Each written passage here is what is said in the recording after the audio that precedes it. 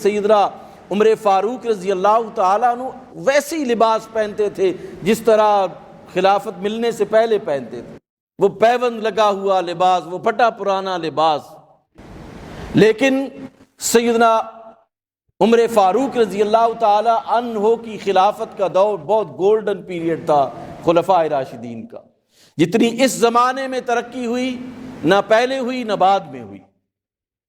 تو سیدنا عمر فاروق رضی اللہ تعالیٰ عنہ نے اپنے طرز زندگی کو 1% بھی تبدیل نہیں کیا کہ اب میں خلیفہ بن گیا ہوں تو مجھے زرق برق لباس پہننا چاہیے، مجھے محلات میں رہنا چاہیے، مجھے خوراک اعلیٰ کھانی چاہیے۔ نہیں، وہی طریقہ جو رسول اللہ کا تھا اس پر چلتے رہے، حتیٰ کہ خود صحابہ نے یہ پلان کیا، سوچا کہ اب اسلامی مملکت بڑی وسیع ہو گئی ہے اور ان کا تو حال وہی ہے جس طرح پھٹے پرانے کپڑے ہیں، نہ بیٹھنے کی کوئی جگہ ہے، نہ وفد جو آتے ہیں ان کو بٹھانے کی کوئی جگہ ہے، ساتھ والی حکومتیں، غیر مسلم حکومتیں، ان کے لوگ آتے ہیں ملنے کے لیے، ان کے وفود آتے ہیں ملنے کے لیے، لیکن خلیفہ جو ہے کبھی بازار میں ان کو مل رہے ہیں، کبھی مسجد میں ان کو مل رہے ہیں، کبھی عام جگہ پہ ان کو مل رہے ہیں۔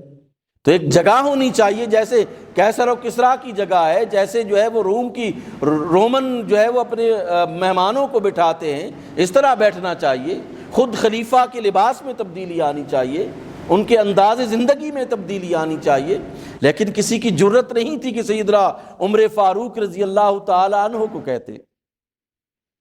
حتیٰ کہ پھر تمام صحابہ نے یہ متفق کا طور پر مشورہ کیا اور مشورے کے بعد طے کیا کہ ام المومنین عائشہ الصدیقہ رضی اللہ تعالیٰ عنہا کی ڈیوٹی لگاتے ہیں، وہ خلیفہ سے بات کریں۔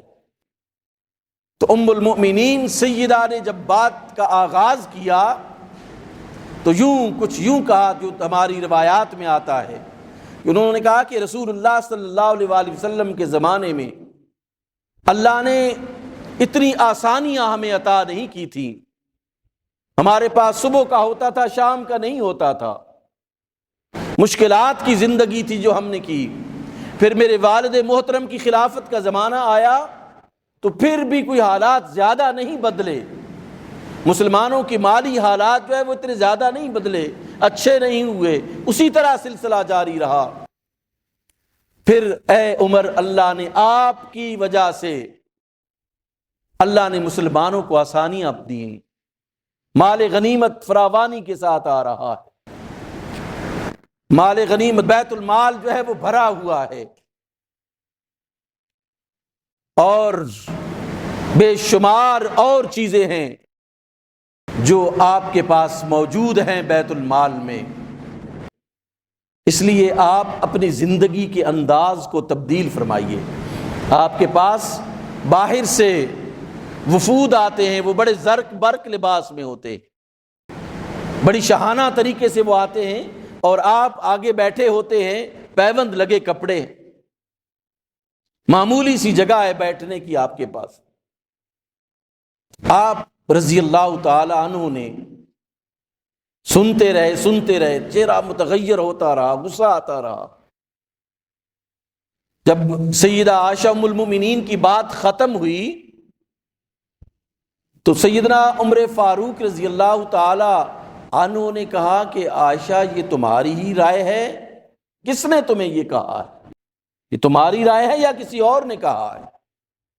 ام المؤمنین نے عرض کی خلیفۃ المسلمین، یہ تمام مسلمانوں کی رائے ہے، میری صرف رائے نہیں ہے، یہ تمام مسلمانوں کی رائے ہے۔ تو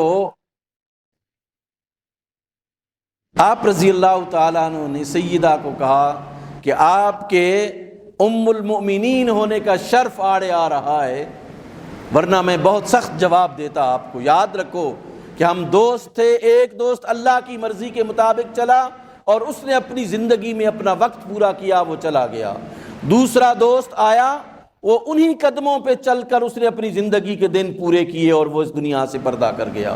اب تیسرے دوست کی باری ہے، وہ بھی کامیاب، اس طرح اس دنیا سے جائے گا کہ انہی نقشے قدم پر چل کر جائے گا، تو انہی قدموں پر چل کے جائے گا تو وہ اللہ کے نزدیک سرخرو ہوگا۔ اگر وہ کوئی دوسرا راستہ اختیار کرے گا تو اللہ اسے گمراہ کر دے گا۔ اس وجہ سے آج کے بعد مجھے کوئی مشورہ نہ دے کہ میں اپنا انداز زندگی تبدیل کروں گا، میں اسی راستے پر چلوں گا جس راستے پر سیدنا رسول اللہ چلے تھے، اسی راستے کو لے کر چلوں گا جس پر ابو بکر چلے تھے۔